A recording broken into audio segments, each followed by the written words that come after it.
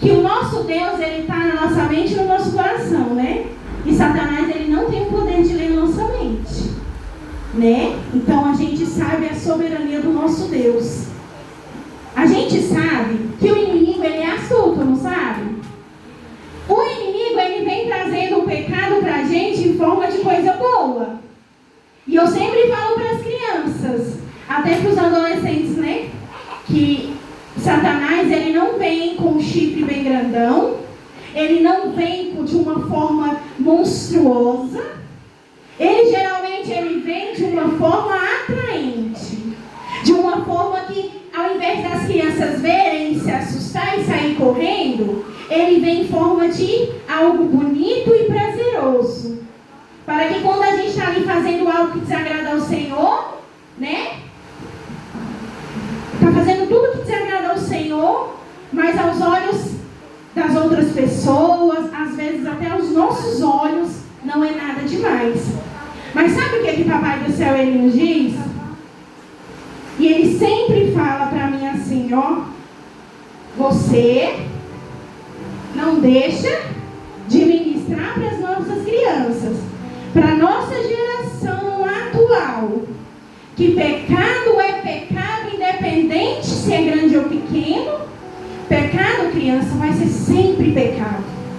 E pecado, ele nos afasta de Deus. O pecado, aparentemente por fora, ele sorri, mas por dentro ele nos aprisiona. Ele deixa a gente preso. A gente já sabe assim que quando a gente faz algo de errado que não agrada a Deus, algo nos incomoda. A gente está sorrindo, tá bom, né? Por exemplo, a gente sabe que quando a gente é uma nova criatura, tem muitas coisas que a gente não pode fazer, que a gente não vai fazer.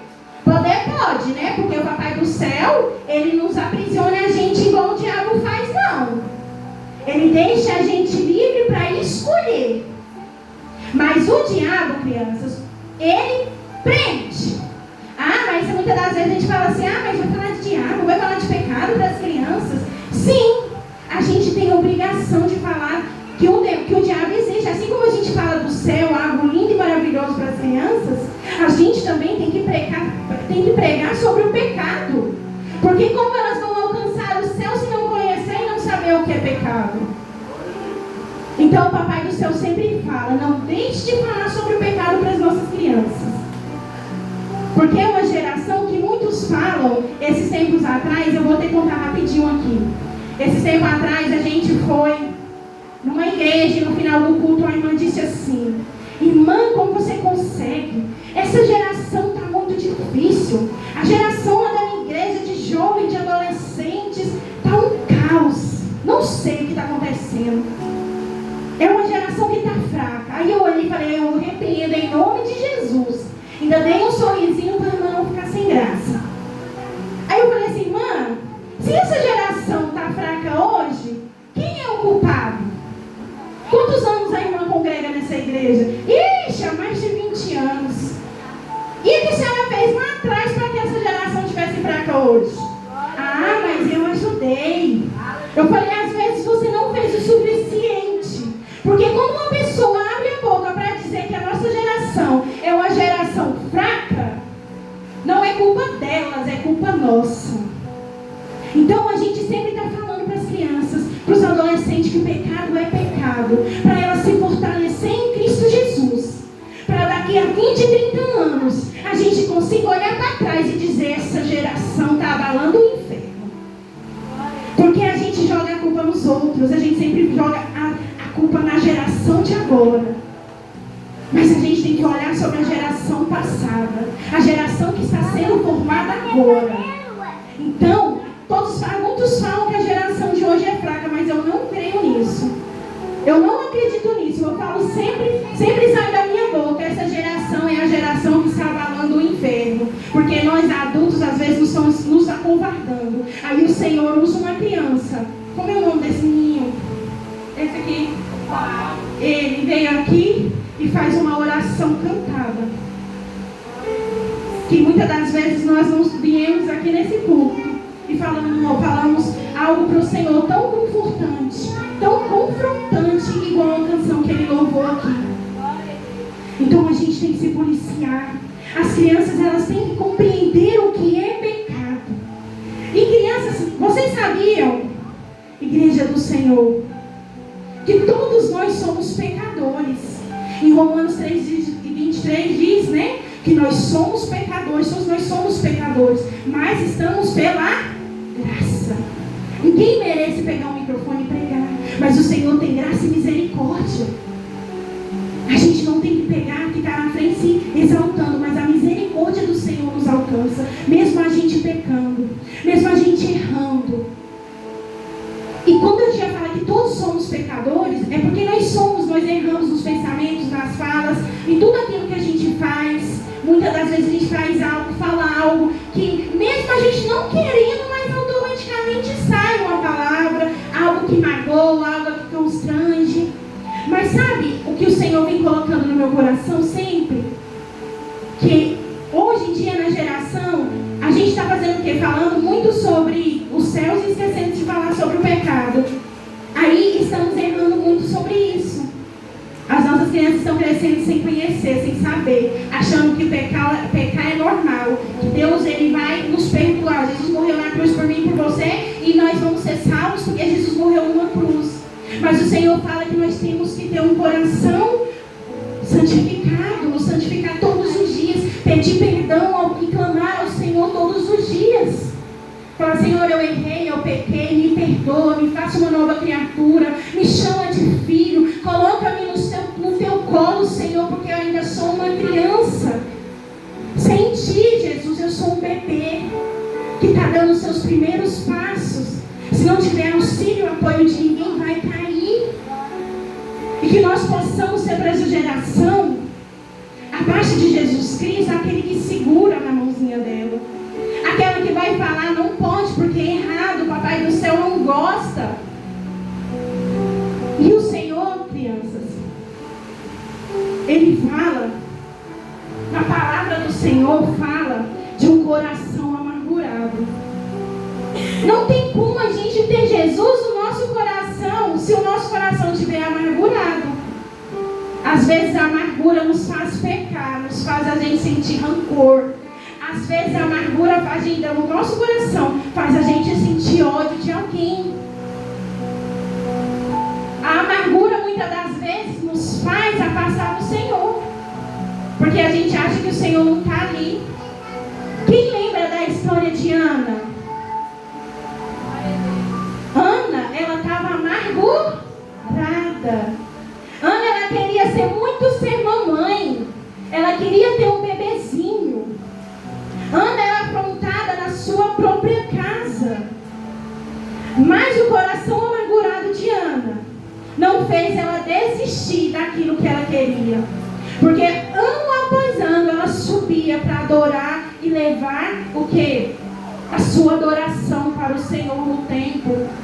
Só que um dia a amargura dela estava tão grande, crianças, tão grande, que ela chorou, que ela colocou ali tudo para fora, ao ponto de olharem para ela e falar, ela é louca, ela está bêbada.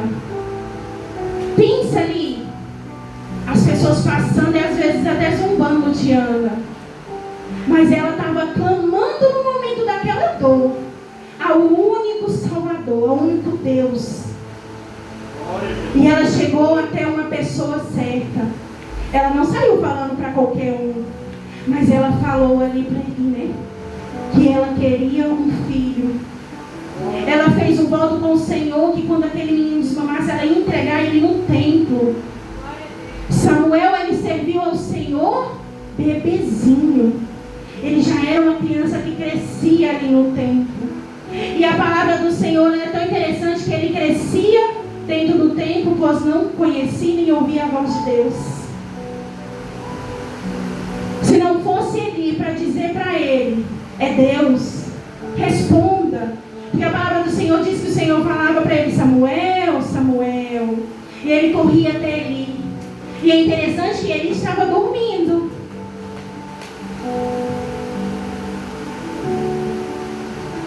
Chama pela segunda vez, Samuel, Samuel. E ele corre até ele. Quantas crianças hoje vem você um Eli, vem nós um Eli, para ajudar essa geração a ouvir a voz de Deus? Na terceira vez ele fala: Samuel, quando te chamar, fala assim: eis-me aqui, Senhor. E assim Samuel fez. E Deus falou com Samuel. E Samuel, ele servia ao Senhor, mas não conhecia a voz do Senhor. Quantos de nós estamos aqui servindo ao Senhor, mas não estamos entendendo o que Deus quer falar para nós? Então, crianças, quando você se sentir triste, com o coraçãozinho amargurado, clame ao único que pode te curar, que pode te salvar e te dar a bênção que você quer. Tem crianças que chegam até mim e falam assim: tia, ora por mim que eu quero tanto ganhar uma bicicleta. Aí tem pessoas que falam assim: ah, meu Deus do céu, mas esses meninos daqui a pouco vão pedir só ganhar bicicleta. Eu não vi isso dentro de igreja. Não pede outra coisa, só vai estar lá doente. Às vezes a gente nem respeita a vontade da criança. Às vezes uma bicicletinha, às vezes algo material, porque elas estão aprendendo espiritualmente o que é pedir algo para Deus. Aí a criança escuta uma coisa dessa, ela vai descrer. Falar: então se eu pedir algo material não vou ganhar não, porque é coisa boba. E é nas orações mais simples que rasga o céu. É nas orações de choro, de amargura, que às vezes indaga a nossa voz, que é a voz que o Senhor ouve lá em cima, que abre o céu e o anjo desce, o milagre acontece. Porque Jesus, ele não está olhando quem é bonito, quem é feio, quem é grande, quem é adulto, quem é criança. O Senhor quer um coração sincero. E aí tem um coraçãozinho, criança, que anda correndo. Quem é o coração aí que anda correndo? Mas esse coraçãozinho aqui, ele está correndo por algo bom. Ele está correndo para pregar que Jesus é bom, que Jesus salva, que Jesus cura. Esse coraçãozinho aqui hoje está representando o coração de Filipe. Filipe, um homem pregador, que pregava multidões. E certo dia tinha um eunuco em uma carruagem, crianças, que estava lendo a palavra de Deus, mas não compreendia. E aí Filipe saiu correndo e foi ao encontro daquele eunuco. E aí ele subiu naquela carruagem e começou a falar daquela palavra para aquele homem. Quem tem o coração de Filipe, que deixa tudo o que está fazendo para pregar a palavra de Deus, deixa de estar no aniversário, de estar jogando bola na rua, de estar assistindo um programa de televisão, para lhe dizer que Jesus cura, Jesus salva, que nosso Deus está em todos os lugares. Aleluia. Que o diabo, ele não vai ganhar essa geração, porque essa geração já é geração eleita, é do Senhor. Então que nós possamos ter um coraçãozinho assim como o coração de Filipe, que ao invés de estar ali, não, eu estou pregando para uma multidão, eu quero pregar para muitos, eu vou pregar para um só, ninguém vai me ver. Porque hoje a geração está assim. Às vezes a gente chama, convida alguém para ministrar a palavra do Senhor, R$500, irmã, é muito custo. Mas meu Deus, às vezes eu tenho ido lanche para as crianças. Deus abençoe sua vida. Eu não estou falando mal do seu ministério, nem de ministério de ninguém, mas é um valor que nós não conseguimos. Deus abençoe. Aí um culto que às vezes você está esperando um grande pregador. Aí chega uma pessoa bem simples, uma pessoa da sua própria igreja, como a gente já presenciou isso, até mesmo na minha igreja. E uma jovem, uma adolescente, dá uma saudação que vale para uma pregação inteira. Então, o nosso Jesus quer pessoas assim, quer crianças assim, adolescentes assim, jovens assim. Que quando o pastor fala, vamos evangelizar, vamos para a feira, vamos. Ai, mas meus amiguinhos da escola vai vir, não estou nem aí, eu vou pregar para eles mesmo. está precisando. Essa geração que o Senhor quer. Aí tem um coraçãozinho também que está distraído. Quem lembra da história de Marta, de Maria e Marta? Quantos de nós não estamos distraídos? No Facebook, no Instagram, nas redes sociais, ali idolatrando às vezes pregadores, porque prega muito. Amém, glória a Deus, Deus vai continuar usando. Mas a nossa adoração tem que ser mais para Deus do que para pessoas. Aí Maria e Marta, duas irmãs, quando Jesus chega ali na casa delas, e é interessante porque as duas estavam servindo ao Senhor. Uma estava ouvindo, mas a outra ela queria fazer o melhor para o Senhor. Ela estava ali limpando a casa, fazendo comida, servindo água, e com aquela correria, porque ela queria dar o seu melhor para o Senhor. Mas ela estava distraída com as coisas da casa. Quantos de nós estamos distraídos? Estamos na casa do Senhor ali, naquela correria toda, mas não estamos ouvindo. Não estamos conseguindo entender. Aí a Marta, olha só, a Marta olha assim, crianças, e fala assim: meu Deus, Maria, levanta daí. Eu estou aqui numa correria e você está só sentada. Está muito folgada, né? A gente vai olhar assim, dizer essas palavras para vocês entenderem. Aí Jesus olha e fala assim: Marta, aquieta, Marta. Maria, ela está aqui, ela está fazendo o melhor, porque ela está me ouvindo. Porque Jesus, ele sabia que daqui a um tempo, aquela pessoa, aquelas mulheres, elas não iam ouvir a voz dele mais. Porque ele estava próximo, né, de acontecer que ele ia morrer numa cruz e ressuscitar. Mas ele sabia que ele estava próximo. Então, hoje, estamos vivendo esse momento. É o momento onde a gente ouvir ao Senhor, de clamar ao Senhor, de estar perto do Senhor, aos pés de Cristo. Porque daqui a um tempo a gente vai caçar uma igreja e não vai achar. A gente vai caçar profetas e não vão estar. Porque o arrebatamento ele está perto, Jesus está voltando. Que nós possamos usar o nosso tempo, crianças, igreja, para o Senhor. A tia Kênia no mês de outubro passou o mês todinho, correndo para um lado, para o outro, né? E vai nesses interiores, e corre para lá e corre para cá, não porque eu sou boa, mas porque o Senhor tem misericórdia. Eu falo: eis-me aqui, Senhor. Aí tem pessoas que falam que é: irmã, você está sexta, sábado e domingo nas igrejas, você não cansa, você está perdendo a sua juventude. Aí é bom fazer a obra do Senhor, mas não tanto. Eu falei: se eu pudesse, eu fazia muito mais. Eu fazeria muito mais. Eu falo: Senhor, eis-me aqui, Senhor. Ai, mas em sua casa, Deus está cuidando. Eu faço a minha parte. Eu vim hoje ministrar aqui, eu deixei a janta pronta, deixei os meus filhos tomados, banhadinhos, com a barriguinha cheia. Estou aqui com a bênção dos meus pastores. E eu sei que Deus está trabalhando lá. Eu sei que Deus está trabalhando lá. Deus está cuidando. Então eu falo assim: ei, Senhor, aqui eu vou em todos os lugares. Eu vou na feira, a gente prega na praça, a gente vai nas invasões. Estou só em igreja com ar-condicionado não, a gente está na rua também. Porque isso é pregar a palavra do Senhor. E a gente ter tempo. Porque se a gente for ter tempo, a gente não vai ter. O Senhor fala pra gente: se a gente for ter tempo, a gente não vai ter. Então a gente tem que fazer o nosso tempo. É dar prioridade para Deus, que depois o Senhor vai cuidar. E também tem um coraçãozinho agradecido. Olha só, crianças.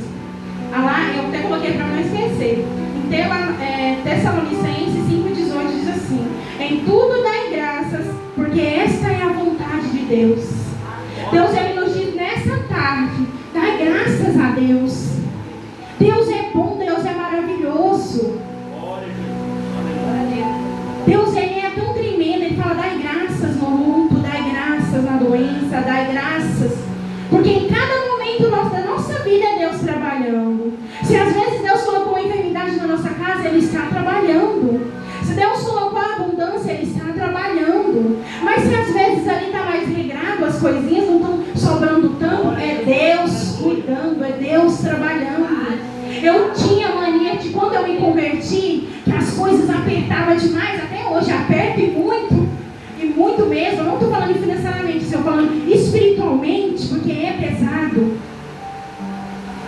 eu ficava assim, ai Senhor, mas eu estou fazendo, não sei, não estou dando conta, e vou parar. Aí um dia Deus me apertou tanto que Ele falou, você vai parar? Então vai parar. 3 meses com embolia pulmonar, quase morri. Quase o Senhor levou meu filho. Passou da hora de nascer. Quase 4 meses tomando injeção dia e noite. Cada injeção que eu estava tomando era R$165 por dia. Consegui pelo governo 10 injeções. Porque o meu uso não era contínuo, então eu não consegui pelo SUS. Não era permanente. Então em 3 meses e meio eu gastei mais de R$6 mil em medicação. E aí naquele dia eu falei assim, Senhor, eu quero trabalhar para ti, o Senhor vai deixar eu morrer? E o Senhor falou para mim assim, abra a tua boca para glorificar o meu nome. Não me questiona não, se você está aí, é porque eu te coloquei, é aí que você vai descer mais. E foi aonde eu tive um encontro real com o Senhor. E se eu estivesse bem na minha casa, com saúde, com abundância? Eu estaria murmurando por aquilo que Deus estava me dando. Então as coisas do Senhor é maravilhosa. Tanto na enfermidade, como na abundância. Deus, Ele é perfeito. O nosso Deus, crianças, Ele é tão lindo, tão maravilhoso, que Ele deu o seu melhor por mim, por você. Ele fez tudo nesse mundo melhor. Entregou coisas lindas e maravilhosas, fez eu e você com suas próprias mãos. E Ele entregou o seu Filho Jesus para morrer por mim, por você naquela cruz. Não foi à toa. Ele colocou, crianças, aquele Jesus perfeito lá naquela cruz, aquele homem que morreu, que sangrou, que levou chicotadas. E aí quando a gente fala para as crianças que foram chicotadas, não é aquele chicote que bate em cavalo, em égua, não, crianças. É um chicote que na ponta daquele chicote tinha ossos quebrados, que quando batia na carne de Jesus cortava, furava. Ele foi cuspido, ele levou tapa, ele colocou uma coroa de espinhos, zombaram de Jesus. E aí tem aquela pergunta, foi a multidão que matou Jesus? Não. Foram os soldados que mataram Jesus? Não. Foram os seus discípulos? Não. Deus entregou Ele para que a gente um dia tivesse salvação, para que um dia a nossa morada no céu seria concluída. E o Senhor, Ele fala muito ao meu coração, Ele está voltando. É tempo da gente abrir o nosso coração e a nossa mente para Jesus. O Senhor, Ele requer isso dos jovens, dos adolescentes, das crianças. Ah, mas não entende. Eles compreendem sim. Eles sabem quem é Jesus sim. E se eles não sabem, falem para eles. Apresentem esse Jesus para as nossas crianças. Porque hoje as nossas crianças estão crescendo, muitas delas estão crescendo, fazendo coisas erradas, porque Deus é amor e Deus vai salvar. E não é assim. Deus é amor sim, mas Ele consome. Ele é justiça. Ele é justiça. E para que um dia o meu nome e o teu nome esteja escrito no livro da vida, a gente venha pelejar, batalhar. Vai vir desafios? Vai. Vai vir choro? Vai. O caminho é bem estreitinho? É. Mas nada com o Senhor é impossível. Nem a morte. A gente fala assim, só não há jeito para a morte, mas com o nosso Deus, até a morte Ele venceu. O nosso Jesus venceu até a morte. Então não tem essa de dizer, só não há jeito para a morte, porque o nosso Jesus ressuscita até os mortos.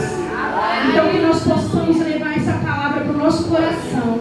Que nós possamos ter um coração agradecido. Que nós possamos ter um coração feliz. Que nós possamos ter um coração alegre. Que nós possamos tirar toda a angústia, todo o rancor, toda a tristeza, toda a correria do dia a dia, tudo aquilo que nos impede de estar na casa do Pai, venha cair por terra em nome do Senhor Jesus. Porque tudo aquilo que te atrapalha com o Senhor vai tirando.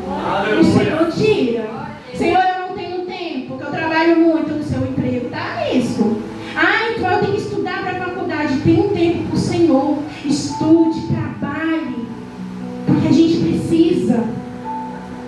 Mas não deixe o seu pior tempo para Deus. Separe o melhor tempo seu para o Senhor. E tudo no seu dia vai fluir. A gente costuma falar sempre no círculo de oração da igreja com as irmãs. Ai, irmão, não deu para eu te lavar a roupa. Põe lá no grupo. Nossa, eu não fui para a igreja hoje orar porque eu tive que lavar a roupa. A roupa lava depois do almoço. Aí sua máquina estraga e não sabe o que foi, né? Aí eu fico até brincando lá com as irmãs. Vamos orar porque o inimigo está furioso. E a gente sabe que o ciclo de oração, a oração é a base, é aquilo que fortalece a igreja, de vida igreja. Então que nós possamos tirar o nosso tempo para orar em nome do Senhor Jesus. E para encerrar, eu peço que os irmãos fiquem de pé, a juventude fica de pé em nome de Jesus, para a honra e glória do Senhor.